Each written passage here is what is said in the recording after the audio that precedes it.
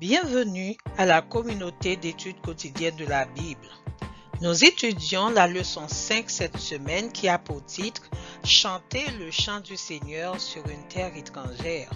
Verset à mémoriser. Comment chanterions-nous le chant du Seigneur sur une terre étrangère? Psaume 137, verset 4.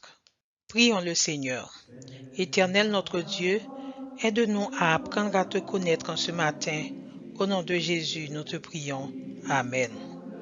Ce matin, nous abordons la partie du jeudi 1er février 2024 qui a pour titre « Que le juste ne soit pas tenté ». Nous vous rappelons, mes chers amis, que les psaumes que nous étudions cette semaine ont été rédigés dans un contexte migratoire difficile du peuple d'Israël. Le peuple a été asservi à l'étranger et ne pouvait évoquer avec aisance le nom de l'Éternel. Nous pouvons imaginer la frustration du peuple et les atrocités qu'il a subies pendant cette période. Les humiliations quotidiennes, le mépris des choses sacrées et le blasphème des oppresseurs plongeaient le peuple au bord du gouffre. Étant dans l'agonie, le chef des chantres, nommé par David selon 1 Chroniques 16, verset 5, rivait toute son attention sur la calamité du peuple par rapport à la prospérité de l'oppresseur au psaume 73. Juste avant d'analyser le psaume 73, nous soulignons la mise en garde de David contre notre réaction face au sentiment d'injustice que nous ressentons par rapport à ceux qui prospèrent dans le mal. Au psaume 37, verset 1er, il nous parle ainsi. « Ne t'irrite pas contre les méchants, n'envie pas ceux qui font le mal, garde le silence devant l'Éternel et espère en lui.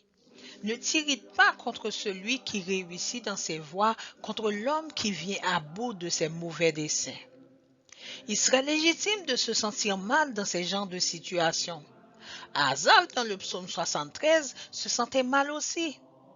Ce psaume est considéré selon le site La Rébellion comme le plus célèbre des psaumes d'Asaph. C'est un psaume qui résume sa pensée sur le questionnement du mal. L'auteur de l'article du site La Rébellion estime qu'Asaph est l'homme des comment, pourquoi et jusqu'à quand. Ainsi, dans le psaume 73, le psalmiste Asaph se focalisait sur le mal qui ronge le monde. Tant qu'il le faisait, il était pris dans l'engrenage du moment et ne pouvait pas subséquemment avoir une vision d'ensemble de la perspective de Dieu pour l'humanité. Mes chers amis, nous sommes souvent piégés par ce qui se passe autour de nous et nous perdons en chemin la perspective que Dieu a pour nous. Tout comme Asaph, notre foi s'ébranle par la prospérité du mal. Par exemple, le peuple haïtien connaît actuellement un moment très sombre de son histoire.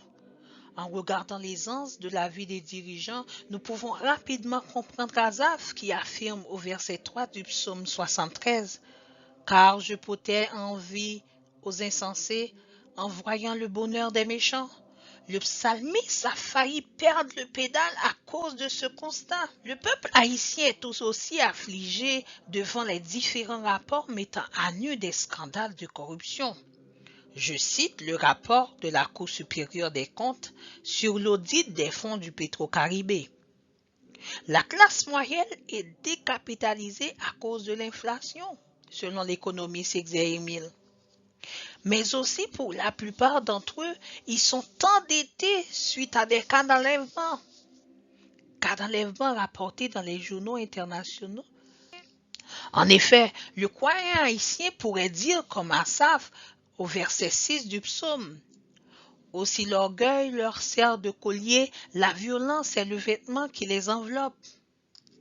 Mes chers amis, les fils de Corée nous rappellent une chose essentielle qui devrait guider notre moment difficile. Psaume 49, versets 7 et 8. Ils font confiance en leurs biens et se glorifient de leurs richesses. Ils ne peuvent se racheter l'un l'autre ni donner à Dieu le prix du rachat. In fine, L'expérience du psalmiste doit nous inspirer dans ces jours difficiles. Nous sommes des Haïtiens qui sont prisonniers par l'insécurité. Nous tournons de plus en plus vers l'immigration pour trouver un palliatif pour notre famille. Tout comme la situation d'Israël, nous sommes asservis à l'intérieur et à l'étranger, partout dans le monde, nous vivons des situations difficiles. Mes chers amis, chers croyants, ne nous focalisons pas sur le mal qui sévit autour de nous.